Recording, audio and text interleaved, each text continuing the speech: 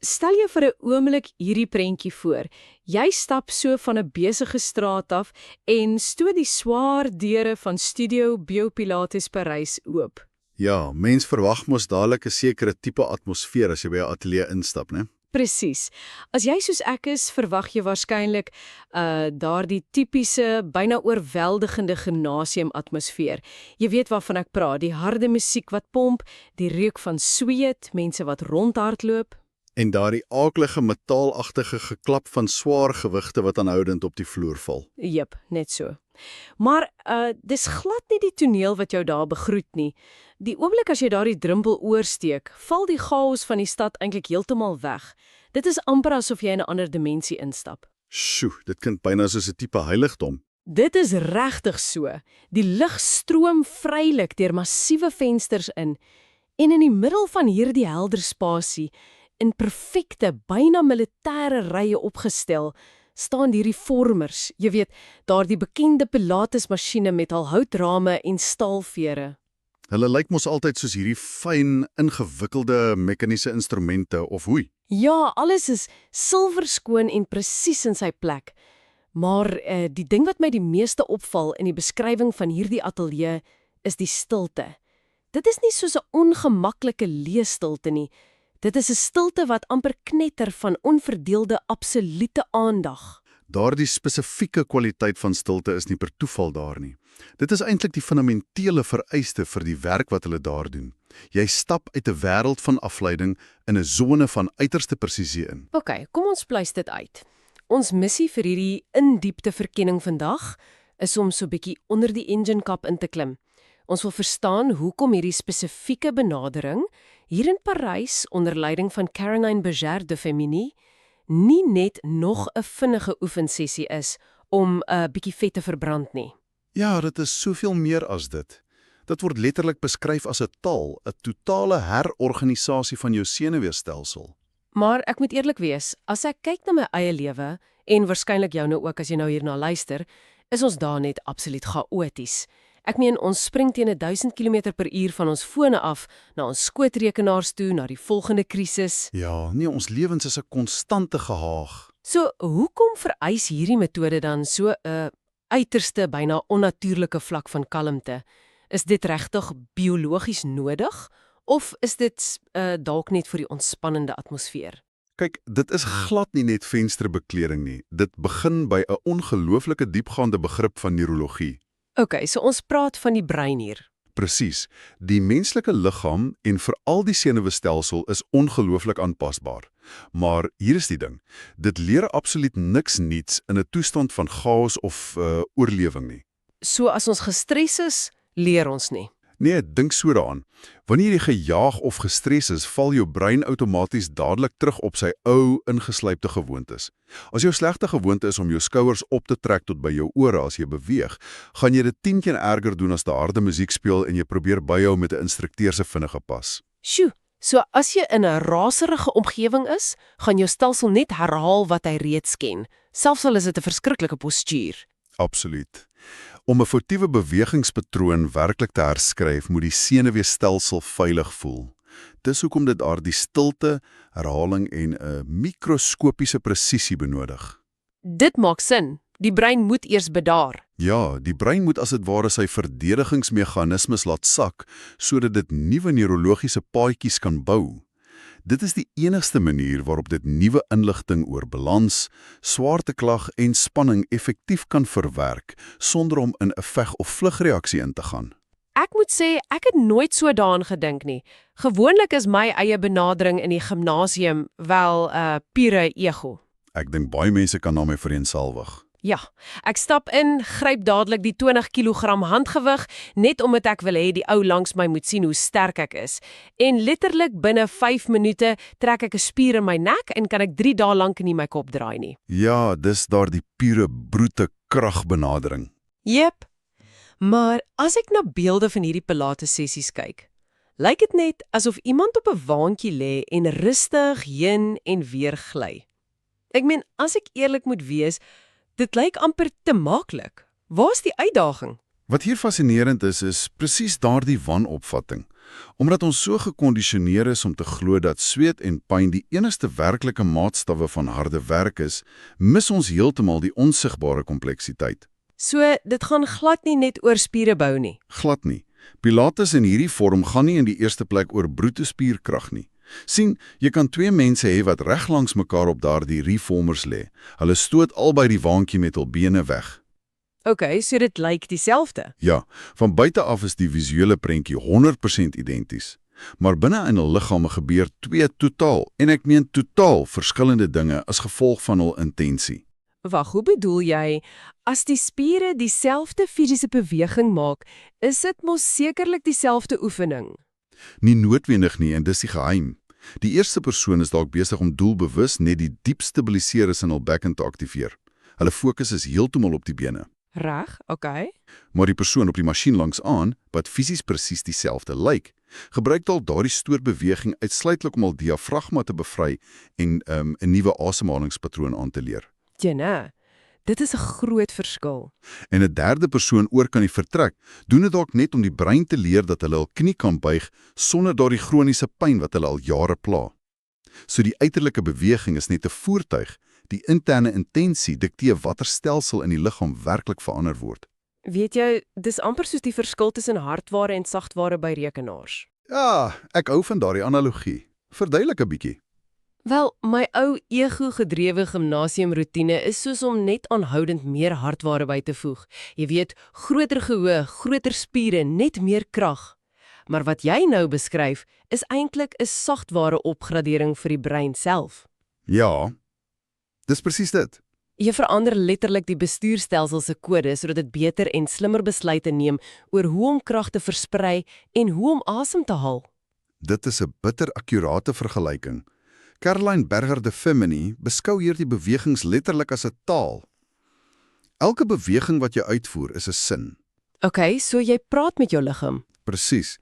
As jy net die waantjie doelloos wegstoot met daardie ego-krag, pravel jy net onsamehangende woorde. Soos 'n kleuter wat net raas. Ja, maar as jy eers leer dat die stootkrag diep in die middel van jou liggaam moet begin, dat jou bekken 'n anker moet wees terwyl jou ledemate beweeg en dat jou asemhaling die ritme van die sin dikteer, dan begin jy poësie skryf met jou senuwestelsel. Sjoe, dit klink regtig pragtig en baie poëties. Maar as ons nou vir 'n oomblik baie prakties raak. Ja, kom ons doen dit. Hoe op aarde bestuur 'n mens 'n vertrek vol mense wat almal verskillende gedigte moet skryf? As dit regtig so intens persoonlik en genuanceerd is, beteken dit tog seker jy kan net 1-tot-1 sessies doen. Hoe gemaak met 'n semi-private klas van, sê nou maar 5 mense wat gelyktydig daar is? Wel, dit is presies waar hierdie metode sy ware kleure wys. En een so 'n semi-private klas kan jy werklik 'n ongelooflike mengsel van mense hê. Volgens die ateljee se eie rekords kry jy soms hierdie presiese samestelling in een vertrek. Okay, gee my 'n voorbeeld. Reg, so daar's dalk 'n persoon wat leef met veelvuldige sklerose of MS, wat beteken hul senuwestelsel tree baie onvoorspelbaar op. Langs hul leer iemand wat tans aktiewe kankerbehandeling ondergaan. Sjoe, okay. Op masjien nommer 3 kry jy dalk 'n professionele topatleet in die absolute vleur van haar lewe. Langs die atleet lê iemand met 'n skeursel in 'n skouerspier. En op die laaste masjien is 'n kliënt met ernstige asma wat letterlik eers 'n pompie op die raam van die masjien moet neersit voordat hulle kan begin. Wag, ek moet jou gou hier stop. Ja, Kankerpasiënte, 'n elite-atleet en iemand met MS, almal in dieselfde klas. As luisteraar slaan my brein nou eerlikwaar 'n bietjie vas. Gaan jy nie onvermydelik die oefening vir die atleet moet afwater sodat die ander pasiënte kan byhou nie? dit is 'n baie logiese vraag. Net soos 'n resep vir chaos. Dit klink beslis so, ja, tensy jy dit heeltemal anders benader as 'n orkes. Dink so daaraan, al daardie verskillende liggame is verskillende instrumente. Okay, ek luister. Hulle sit almal voor presies dieselfde bladmusiek. Die algehele struktuur van die klas bly basies dieselfde vir almal, maar die instrukteur tree op as die dirigent en elke instrument kry sy eie unieke partituur om te speel. So hulle pas dit heeltyd aan. Ja, die dirigent pas die weerstand, die reëls van die beweging en die posisies onophoudelik en vloeibaar aan na mate die klas vorder. Op daardie manier word niemand ooit agtergelaat nie en terselfdertyd word niemand teruggehou nie. OK, ek is nou vreeslik nuuskierig om hierdie dirigent in aksie te sien. Waar begin so 'n komplekse klas? Hoe begin jy hoegenaamd om 5 verskillende instrumente se behoeftes te lees as hulle nog net daar op die masjiene lê? Dis baie eenvoudig eintlik. Amper elke Pilates-sessie op die Reformer begin by presies dieselfde plek, die voete. Die voete, regtig? Ja, daar is 'n reeks bewegings genaamd die jeu de pied, oftewel net voetwerk in Afrikaans. Jy lê plat op jou rug en plaas jou voete op 'n staaf aan die onderkant van die masjiene en dan stoot jy net die waantjie agtertoe teen die weerstand van die vere in. Dit klink en lyk sekerlik baie onbenullig, of hoe? Dit lyk dalk so, ja, maar dit is die absolute ononderhandelbare fundament van die sessie. Dit dien as die diagnostiese stelsel vir daardie persoon se hele liggaam. Hoe so? Wat kan my voete nou werklik vir 'n instrukteur vertel oor byvoorbeeld my aanhoudende rugpyn? Letterlik alles. Kyk, hier is hoe die kinetiese ketting in jou liggaam meganies werk. Kom ons sê jy stoot die waantjie, maar jy druk net deur die buitekant van jou voet. Dalk as gevolg van 'n ou besering. Ja, dalk omdat jy 'n platvoet het of miskien 'n ou enkelbesering soos jy sê. As jou voet na binne vou of heeltemal plat val, dwing dit onmiddellik jou knie om ook so effens na binne te draai. OK, ek kan daardie prentjie sien. En daardie knie wat so inwaarts val, draai dan die groot duibeen, die femur, binne in jou heupgewrig. En as die femur na binne draai, kantel dit op sy beurt jou hele bekke vorentoe. En die bekke trek aan die rug. Presies. En wat gebeur as jou bekke vorentoe kantel? Dit plaas 'n massiewe, onnatuurlike kompressie op die onderste wervels van jou laarrug. Oeg, griet. So my laar rugpyn is dalk op die ou end glad nie eers 'n rugprobleem nie. Dit begin dalk net by die feit dat ek skewe druk op my groot toon plaas as ek elke dag loop. Dit is baie moontlik, ja. Dis fascinerend. Dis presies soos om die bandspore op 'n motor te lees. As ek sien die linkerkantste voorband van my kar is heeltemal afgesluit aan die buitekant, gaan ek tog sekerlik nie die band blameer nie. Ek weet dadelik die motor se beleining is uit, die hele ewewig geskeef. Jep, dis presies dit. Die bande vertel eintlik net die storie van die algehele stelsel se fout. Dit is 'n briljante analogie. En omdat die instrukteur nou dadelik daardie beleiningsprobleem kan raak sien bloot deur na jou voete te kyk, kan hulle onmiddellik ingryp met daardie mikroaanpassings. Met die vere op die masjien. Ja, die masjien het verskillende vere wat die weerstand bied. Nou kom die orkesdirigent regtig in. Vir daardie gesonde, sterk atleet in die klas, haak die instrukteur miskien 3 rooi, swaar vere aan. Want die atleet het daardie uitdaging nodig. Presies, dit vereis plofbare krag en die atleet se liggaam moet ongelooflik hard werk om die beweging te kan beheer. Wat my dadelik bring by die kliënt wat tans kankerbehandeling ondergaan. Ek neem aan hulle kry beslis nie 3 rooi vere nie. Definitief nie. Daardie kliënt se immuunstelsel en algemene energievlakke is reeds onder geweldige druk as gevolg van medikasie en stres. As jy hulle gaan oorlaai met swaar vere, breek jy onmiddellik daardie noodsaaklike gevoel van veiligheid in die senuweestelsel. Dan veg die liggaam net om te oorleef. Jy nee, vir hierdie kliënt is nie spieruitputting nie. Die doel is sagte stimulasie. So vir hulle haak die instrukteur miskien net 2 ligter vere aan. Dit gee die liggaam net genoeg weerstand om die spiere bietjie wakker te maak, die bloedsomloop weer aan die gang te kry. En dit stimuleer dan die senuwees sonder om hulle moeg te maak. Ja, dit doen dit sommer om kosbare reserves uit te put wat daardie liggaam so broodnodig het vir genesing. Dis regtig mooi. En wat van die persoon met MS? Jy het vroeër gesê hul stelsels kan partykeer baie onvoorspelbaar wees. By MS is die aanpassing selfs nog meer vloeibaar. Omdat die siekte die senuweestelsel self direk aantas, kan die kliënt se kapasiteit nie net van week tot week nie, maar letterlik binne 'n enkele sessie drasties verander. Sjoe, so hoe hanteer mens dit? Wel, op 'n sterk dag hanteer hulle dalk medium weerstand met gemak, maar die oomblik as neurologiese uitputting skielik inskop, jy weet wanneer die brein fisies sukkel om net die sein na die spier te stuur, verminder die instrukteur dadelik die verryers. Om dit makliker te maak. Dis nie net oor makliker nie. Op daardie oomblik is dit vir die stelsel belangriker dat die brein net suksesvol die boodskap van beweging kan voltooi, heeltemal ongeag die gewig daaragter. OK, so die voete het nou die fondament geleer en die instrukteur weet presies wie voor hom of haar lê en wat elkeen nodig het. Maar as ek kyk nou hoe my eie liggaam in mekaar gesit is dit gewoonlik die bolyf en veral die skouers waar ons regtig erg begin kompenseer, né? Sonder twyfel. Ek meen, as dinge vir my swaar raak in die gimnasium, trek my skouers mos dadelik op na my ore toe. Wat gebeur in hierdie ateljee as die sessie dan opbeweeg na die kern en die arms toe? Dit is presies die oomblik waar daardie kompensasie gewelddadig oorneem as jy nie fyn oppas nie. En hier raak daardie aanpassings eintlik nog meer krities. As jy dink aan daardie kliënt met die skouerskeursel waaroor ons vroeër gepraat het. O ja, die met die besering. Ja, ons praat hier spesifiek van 'n besering in die sus epineus, wat die Franse term is vir daardie piepklein, vreeslik kwetsbare spiertjie reg bo op jou skouerblad wat jou help om jou arm net op te lig en te draai. Dit klink baie pynlik as dit skeer. Dit is, as daardie persoon se skouerblad op die masjien nie perfek geanker is nie, gaan letterlik enige beweging van die arm daardie beseerde spier direk vasdruk en 'n skerp snydende pyn veroorsaak. So wat doen jy as instrukteur? Jy kan tog sekerlik nie net sê, lê net stil vandag en moenie jou arms glad nie gebruik nie. Nee, glad nie. Jy verander bloot die argitektuur van die beweging self. Die instrukteur sal byvoorbeeld 'n baie spesifieke klein stabiliteitskussentjie fisies op die masjien tussen daardie kliënt se skouerblade indruk. En wat doen daardie kussentjie? Wat dit meganies doen, is om die borskas net 'n klein bietjie oop te maak en die skouerblade sagkens in 'n veilige posisie te dwing, waar hulle nie vorentoe kan val nie. O, dit maak die spasie oop. Jep. Met daardie klein kussentjie word die hele gewrig oopgemaak, die nare kompressie verdwyn soos mis voor die son en skielik kan daardie persoon hul arms heeltemal pynvry beweeg en steeds hul bolyf ten volle oefen. Dis absoluut briljant.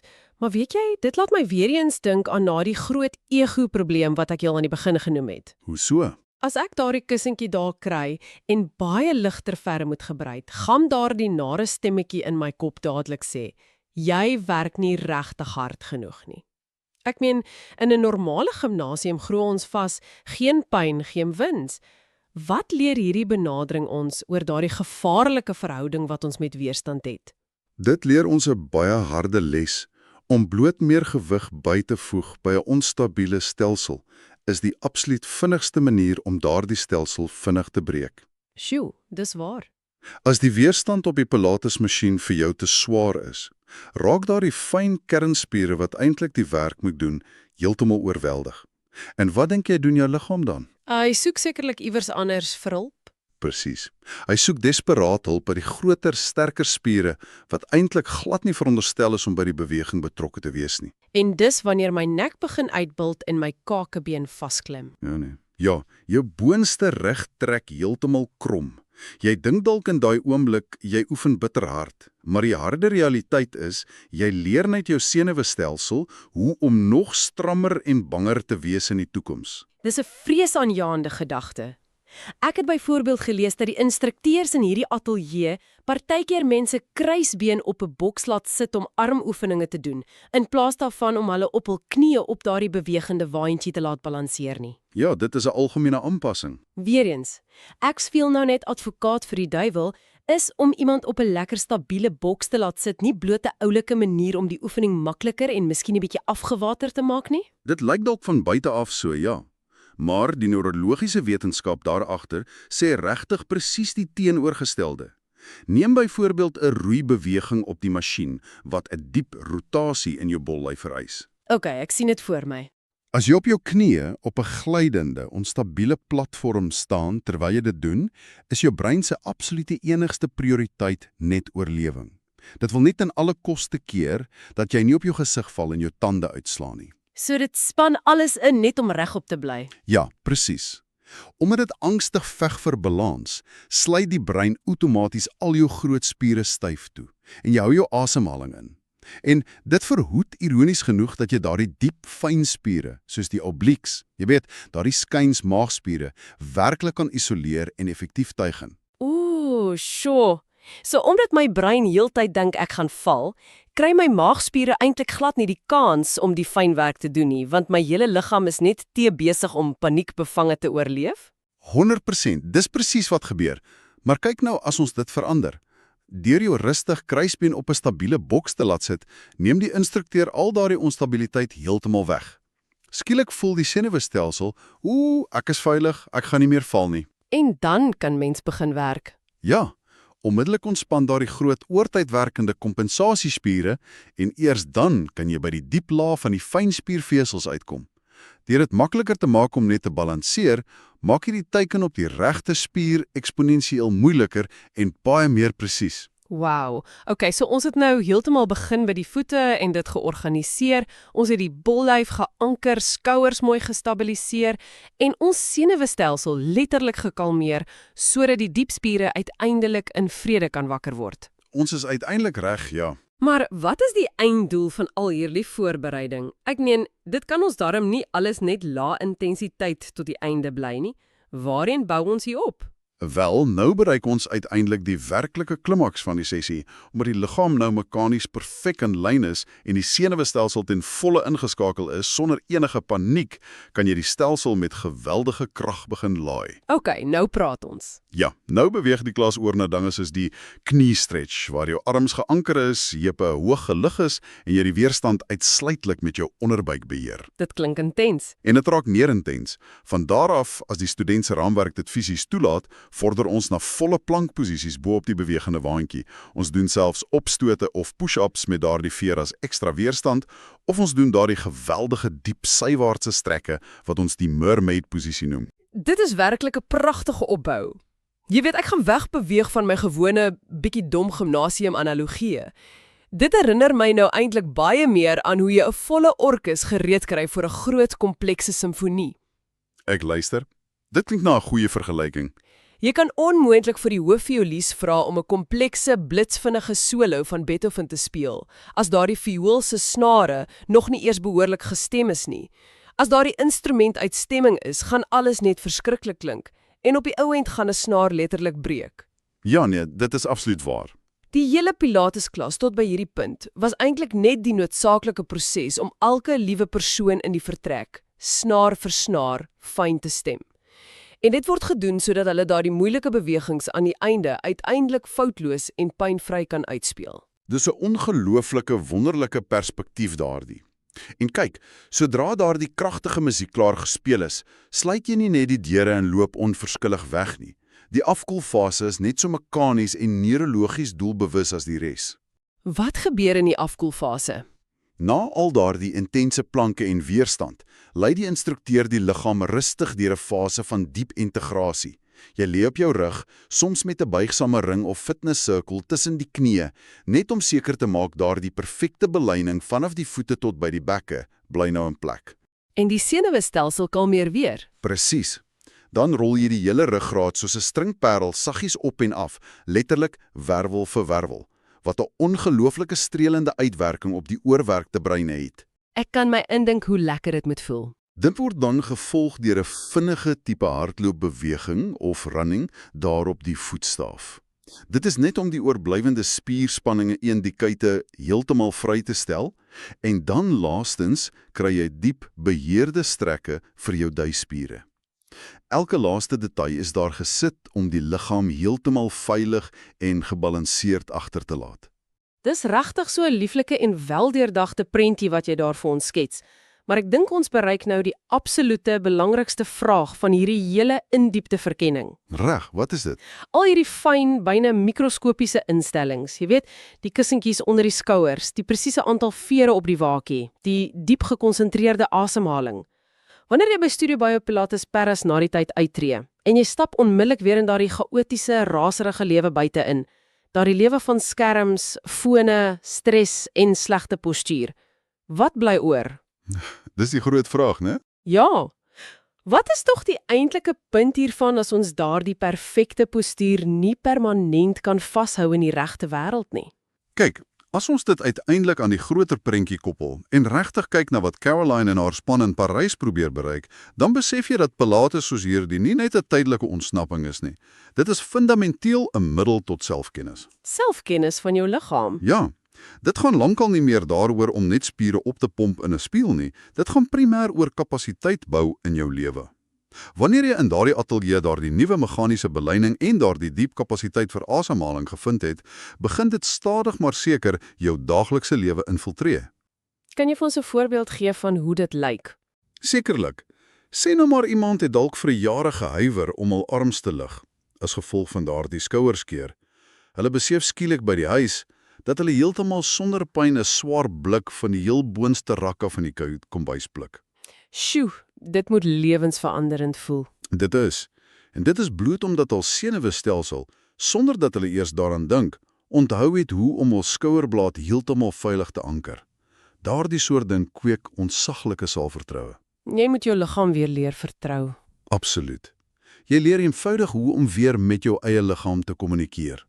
Die groot einddoel is eintlik baie eenvoudig dit, om op 'n wesenlike, werklike manier teenwoordig te wees, diep binne in jou eie vel wanneer jy beweeg. Om werklik teenwoordig te wees binne in jou eie vel. Weet jy, dit is iets wat ek voel ons almal bitterlik nodig het deesdae. Ons is so ongelooflik geneig om heeltyd uit ons liggame te wil ontsnap, of hoe? Ons is heeltemal afgesny van ons fisiese self. Ja nee, as ons net effens ongemaklik is, ryk ons onmiddellik na 'n skerm, of ons verdwaal heeltemal in ons talle bekommernisse oor môre se probleme. Wat hierdie fascinerende metode ons vandag leer, is dat jou fisiese struktuur eintlik 'n baie direkte refleksie is van hoe jy jouself emosioneel en fisies in die wêreld dra. Dis baie mooi gestel. So, terwyl ons nou stadig maar seker by die einde van ons sessie vandag kom, wil ek dit baie direk na jou toe terugbring. Ja, jy wat nou hier luister, maak nie saak waar jy jouself op hierdie presiese oomblik bevind nie. Dalk sit jy gefrustreerd agter die stuurwiel van jou motor in swaar verkeer. Of dalk sit jy by 'n lesenaar. Jep, dalk hang jy so effens krom oor jou skootrekenaar by die kantoor op hierdie oomblik, of dalk stap jy buite in die koue straat rond. Voel net vir 'n oomblik eerlik in jou eie liggaam in. Hoe organiseer jy jouself op hierdie absolute stil sekonde? Ja, dis 'n baie goeie oefening om te doen. Waar begin jou kinetiese ketting nou juis? Staan jy dalk met al jou gewig skeef net op jou regterbeen gestit terwyl jy luister? Is jou kakebeen miskien heeltemal onbewustelik vasgebyt van die spanning? Haal jy dalk net baie vlak daarbo in jou bors asem? Daardie bewustheid is die eerste stap na verandering. Absoluut. En weet jy, miskien hoef ons nie almal op 'n peperduur pilatesmasjien in Parys te wees om dit te begin besef nie. Dalk is dit net tyd om daardie nuwe, intelligente gesprek met jou eie senuweestelsel te begin. Vandag nog. Dankie dat jy hierdie reis saam met ons deurgemaak het.